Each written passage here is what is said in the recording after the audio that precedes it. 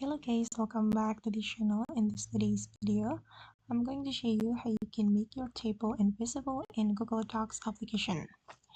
Okay, let's get into it guys. Here I have created a table in my Google Docs application, and if we want to make this table invisible, first thing first, we need to select this table like this, and we can go to the more option. Right guys, I'm gonna select my table and go to the more option by clicking on these three dots, and in this more option you can go to the border color and just select the white color to make your table invisible. Okay, and now as you can see guys that my table has been invisible, and that's so easy, right? Okay, and that's how we can make our table invisible in Google Docs application. I hope this video will be useful for you. Thank you so much for watching. And if you found this tutorial useful, don't forget to hit the like button, leave your comments, and also subscribe to this channel.